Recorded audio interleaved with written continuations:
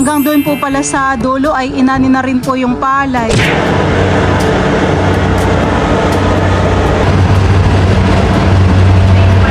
At ito na po yung aking niluto po na minanok.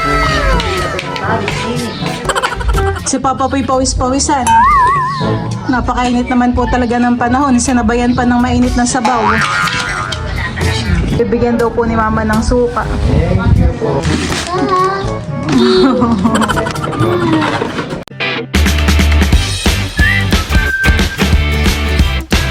What's up mga kamilot? Welcome back sa aking channel. Sa birthday's vlog po ay ako po ay magluluto po ng minanok. Bali, yun po pala ay karneng kalabaw.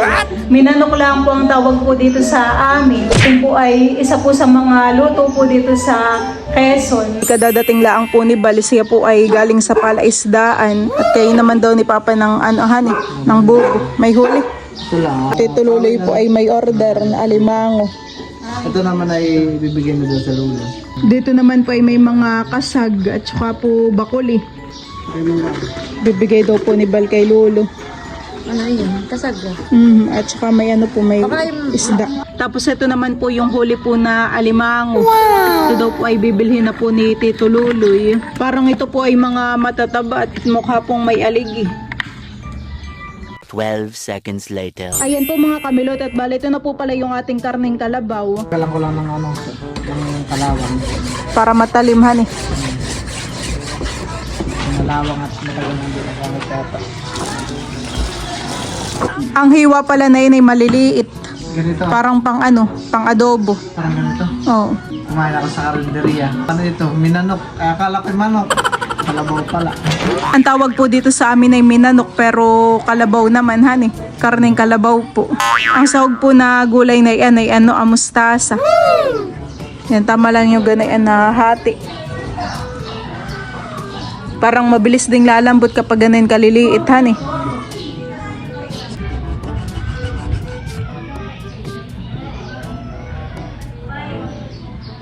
Parang pang pang tawag dito sa inyo.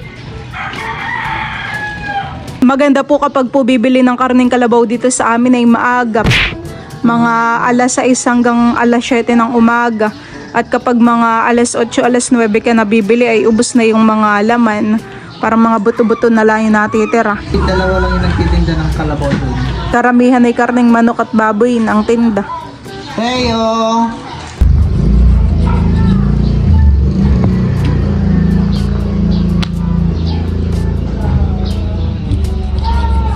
Maghihiwalay-hiwalay na yung laman. Kunti na lang ay pwede nang gawing corned beef. Kaya po, tapos na po nating hiwa-hiwain itong karne ng kalabaw. Pwede na siyang lusok. Gasam ng ulam. At yung palay po pala dito ay inaanin na. Na-harvest na po at gawa po ng hinog na talaga.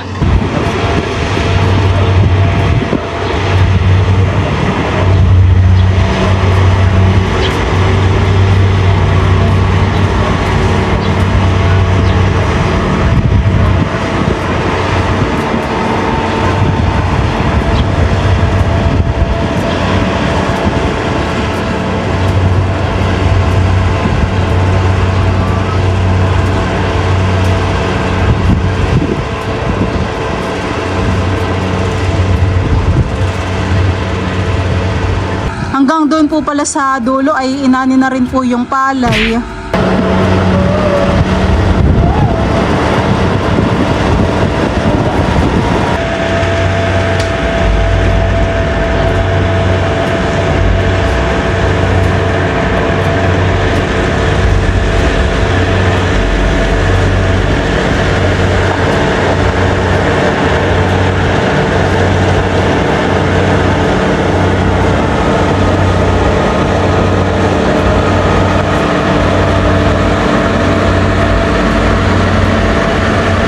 At si Kim naman po dito ay nag-e-experiment. Yan po ay kanilang activity. Ano nga na-experiment mo, Kim? Nutrient media.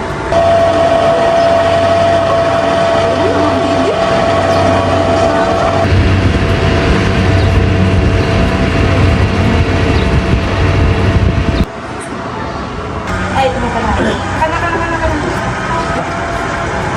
Sunod na rin po pala nila itong palay na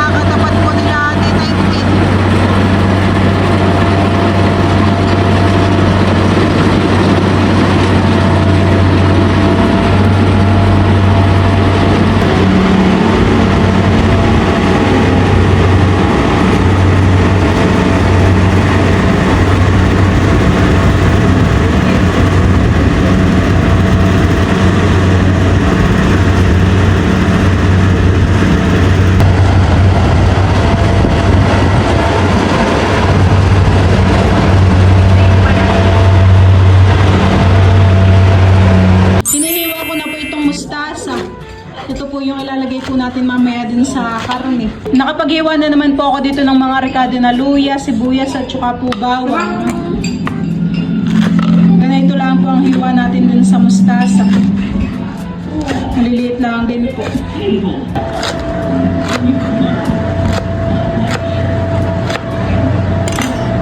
Akin na po palang naisalang po itong ating karneng kalabaw. Ito po ay nalagyan ko na po ng mga asin, paminta at saka po nor powder. Ito po ay hintayin ko lang po na matuyo at ilalagay ko po yung ating mga rekado. Hahaluin ko na po muna.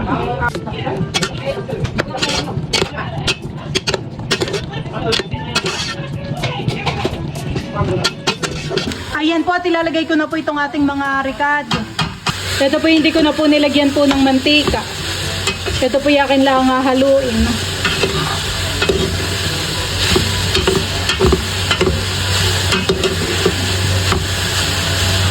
Bango. Ito po yakin lang pong nilagyan ng tubig at ipe-pressure cooker ko po ng 30 minutes. Ayan po mga kamilot at ito na po yung aking niluto po na minanok. Kami po ay kakain na.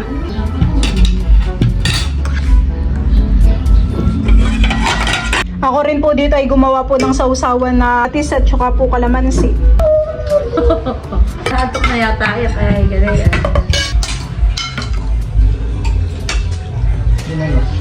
Mainit ko na itong sabaw.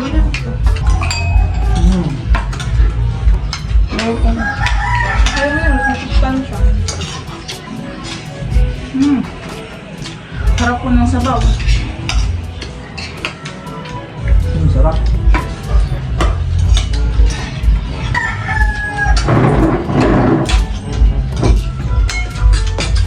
Sumakmo ka. Ano? Ano sa sabaw?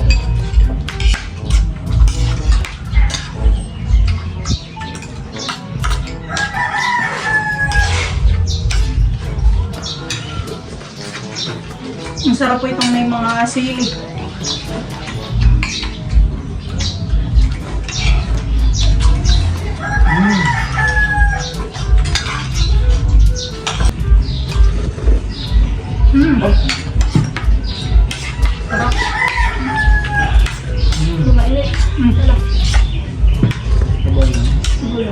Okay, so good afternoon everyone. Can you please give me a thumbs up if you can hear me clearly? Hello? Hello? Okay,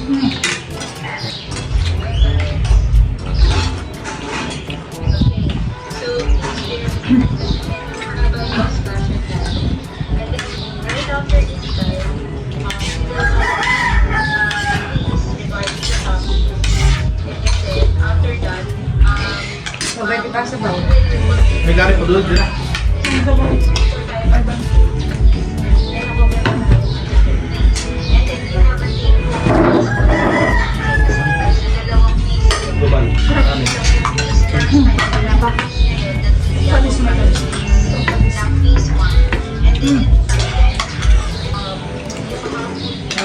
Sabaw sa mainit na panahon mo. Pag di ka pinagpawis, nini.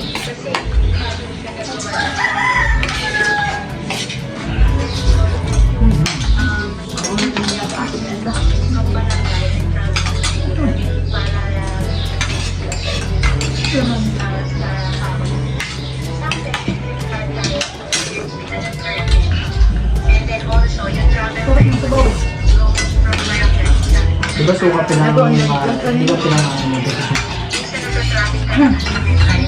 Kaya pagdating ko, baka makakakain ng lunch. Kaya Si Papa po'y pawis-pawisan. Napakainit naman po talaga ng panahon. Sinabayan pa ng mainit na sabaw. At sili. Sa madudod nyo lang, ito ng pan.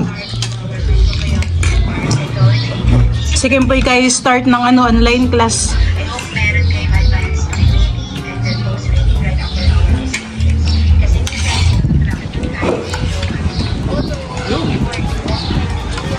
Hindi ko binuksan yung app niya. Ayaw, mamaya na lang ako May mustasa pa po pati doon. Masarap yung mustasa at hindi mapait. Mhm. Binili po ni Papa. Pinansabay ko pagbili. Si Teo naman po inaantok na.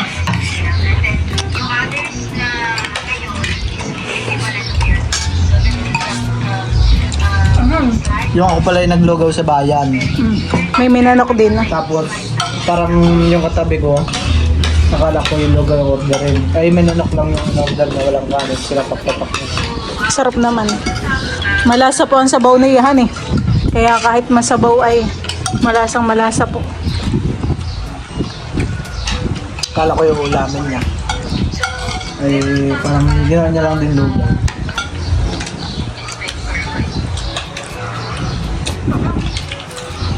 Kumakain ka ng sili.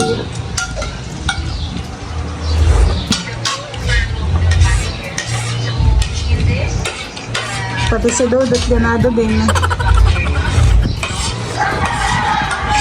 Lagi naman. Lagi lang.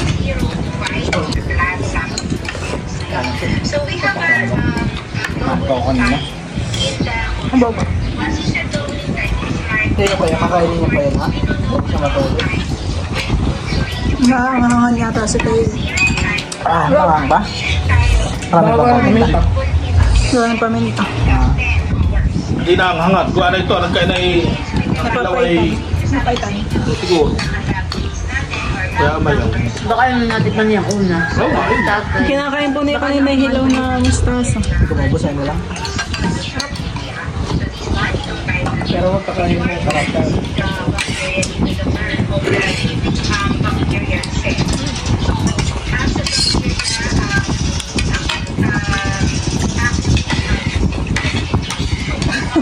Baka mamaya mahigop na si Maka. Lakas higop ng sabaw. Ay, gabi na. Parang natinig yung wala ko ah. Enjoy naman ang bakasyon ni Dodot. Hindi bakasyon ni Kim at bakasyon ni Dodot dito sa bahay. Emil po, taong. Ubus, saan eh? Ano ba lang gulay? Ito na. Si Teo po dito ay may kalaro na si Shan. Libang na libang po si Teo at may kalaro. May dumating po na subscriber.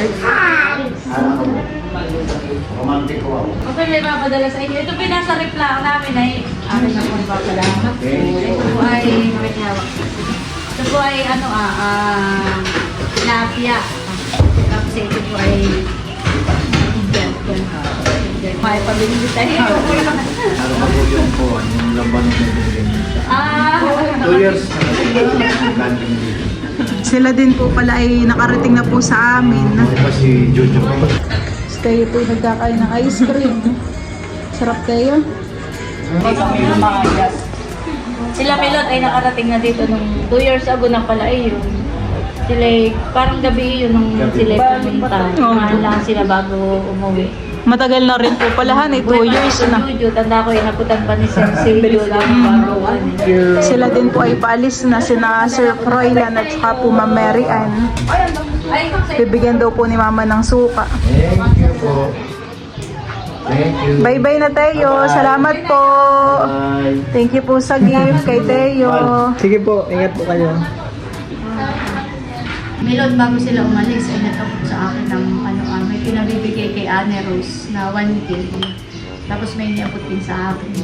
Thank you po. Tapos ay nagbigay din po Mama ng 1K po para kay Teo. Pa-birthday daw po. At saka po meron pang gift. Regalo. Thank you po Sir Froilan at Ma'am Mary Ann. Ayan po mga kamilot at bali, i-open na po ni Teo yung gift po nila Sir Froilan. Excited si Teo. Teo, ano kaya ito? Teo say open! Ano lang? Open! Wait. Napapawaw na po si Teo, wala pa. Gusto mo? Excited magbukas si Teo ng gift. Tulungan na natin si Teo. Wow! Dragon! Open! Open mo daw, open mo daw. Wow. Open na. Thank you po Sir Froilan at Ma'am Mary Ann po. Wow na lang po si Teo ng wow. Ano yan? Ano yan? Tuhan-tuwa. Dito pala sa kabila. Open na, open. Excited si Teo. What is this? Dragon. Dragon. May bagong toy si Teo. Yan. Thank you po sa gift po ninyo kay Teo. Parang may tumutunog.